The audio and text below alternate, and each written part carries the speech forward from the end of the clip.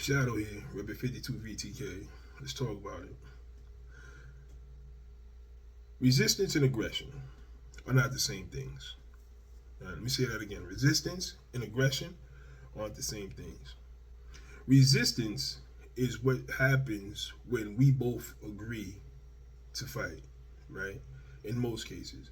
For example, a boxing match, MMA match, kickboxing match, any of that, there's where you meet resistance because both individuals know that the other is going to try to hurt them, and so they're resisting being hurt.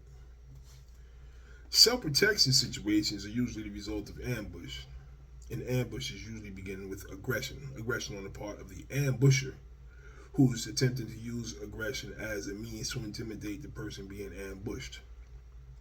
That's not resistance, that's intimidation. Intimidation, right, when met with counter ambush, usually falls apart, right? Because you wasn't expecting resistance from the person that you're attacking. And when they played to the expectation, they didn't go into whatever they need to go into from that point right there. If they have set themselves up, they set the condition for success.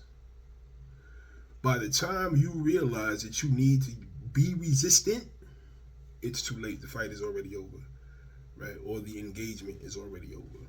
And I think that's where people get this thing mixed up, right?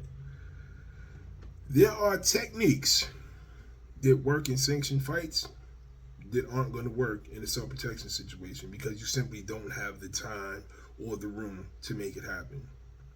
Conversely, there are techniques that work in a self-protection situation that aren't going to work in a sanctioned fight because they're just not allowed by the rules set or whatever, right? And the condition is different.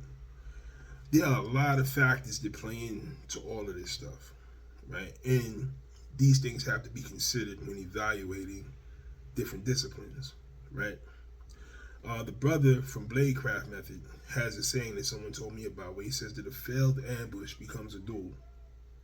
And if I attempt to ambush you and you counter ambush and we both fall short, now we're in a fight, and this is where the boxing skills, kickboxing skills, the jiu-jitsu skills, all that stuff comes into play because now it's about who has the better technique because we're both being resistant to the idea of getting hurt.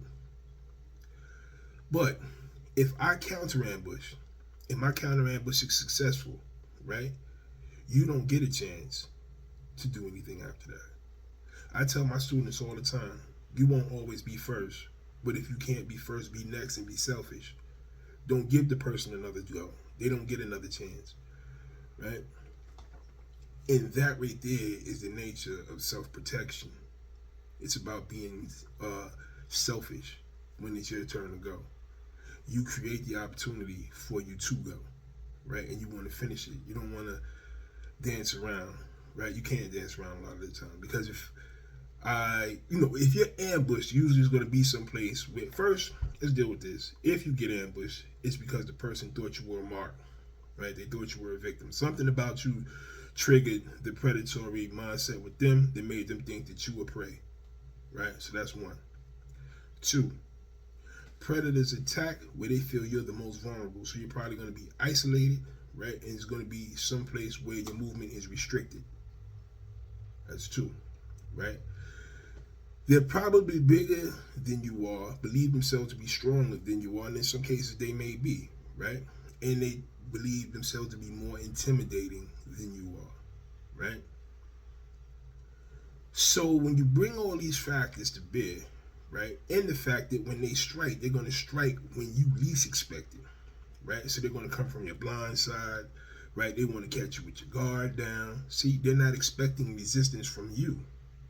And they want to use aggression to stack on top of your lack of resistance, right? Boom. It's sudden, boom. So order the rip, our brains are working overtime, like, yo, what's going on? And as our brain is trying to catch up, they're threatening us and physically moving us around and so on and such, to stack on top of that, not to give our brains time to process what's going on. Right? See, that is an ambush. Now, if you train, and in any self-protection system, right?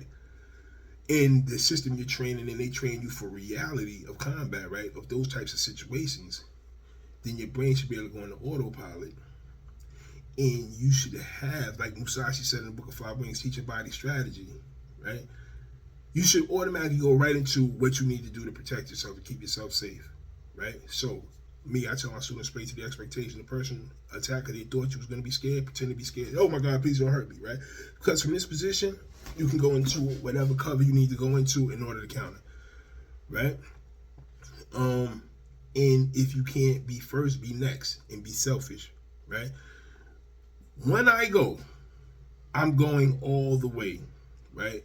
We're not going to duel. This is not going to be a duel, right? I'm going to take everything that you thought you was going to use to your advantage, and I'm going to use it to my advantage, right? The isolated space, that means you can't run either, right? The restricted space, that means you don't have room to maneuver either, right? I'm going to take everything that you thought was going to work to your advantage and use it against you. That's a self-protection situation, right? See, I'm not giving you an opportunity to be resistant, because before it registers in your brain that you need to resist what I'm doing, it should be done. Now, in a fight, I'm resistant and you're resistant because we both knew that we're going to try to hurt each other. And that's the difference. So that dictates a different strategy, different tactics, right? A different approach to things, a different mindset. And this is where I think people get this fucked up, right? Self-protection and fighting are not the same thing. Ambushing and duel are not the same thing, man.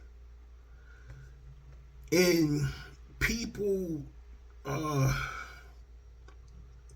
preaching it as if they are the same thing, you could probably get someone hurt, right? Because the reality is, I've seen a whole bunch of people who were real good boxers get the life stabbed out of them because they didn't know what to do when the motherfucker get this putting that steel in their diet, right? And sometimes this was by dudes who couldn't fight at all, right? See, that's the thing. You don't need to be an expert fighter to stab somebody by surprise, right? All the boxing in the world isn't going to save you if the person gets the drop on you, right? All the jiu-jitsu in the world isn't going to save you if the person gets the drop on you, right? Boom. But if you can set the condition where you can bring that stuff into practice, then that's another matter entirely, right? But the reality is that you want to end the fight quickly. I say it all the time, man. You want to end the fight as quickly as possible, right? So you want to meet aggression with resistance. You want to meet ambush with counter ambush, right? If you can't be first, be next, and be selfish. But don't get caught up in this nonsense with a lot of these people, man, right? They got some people out there pumping some bull, some BS, right? And they'll get you hurt. So think about that, right? Think about the fact that people who have dealt with real violence have a different approach to violence. People who have had to survive violent encounters, they look at violent encounters from a different perspective, right? Their approach is going to be more immediate. There's not going to be a whole bunch of dancing around. Because you can't do all of that, man. I mean, look at the footage. YouTube is full of footage, CCTV footage, cell phone footage of individuals who get ambushed. And look how fast that ends, man. Right? Now, if the ambusher hesitates and you got a mean jab and a cross or a mean hook, yeah, you can end the fight with those right there. But if they're savvy, right, they're not going to approach you from the front anyway. They're going to approach you from the back. If they do approach you from the front, it's going to be so close that you don't get an opportunity. Because, like, let's keep it a buck.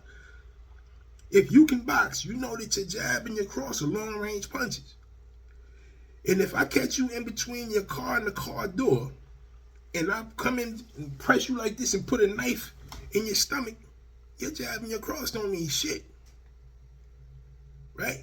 So let's keep it a buck, man. Let's keep it tall, right?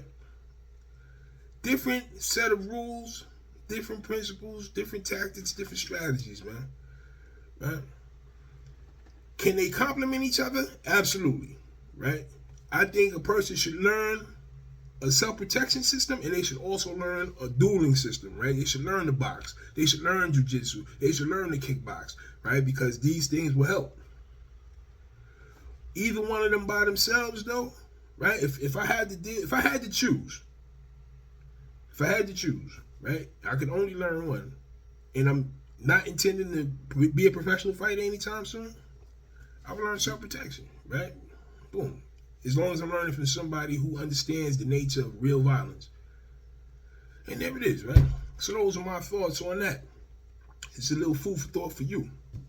Keep it in mind, man. Right? Shadow, 52 VTK. Like, comment, share, and I will see you on the other side. Hold on, baby.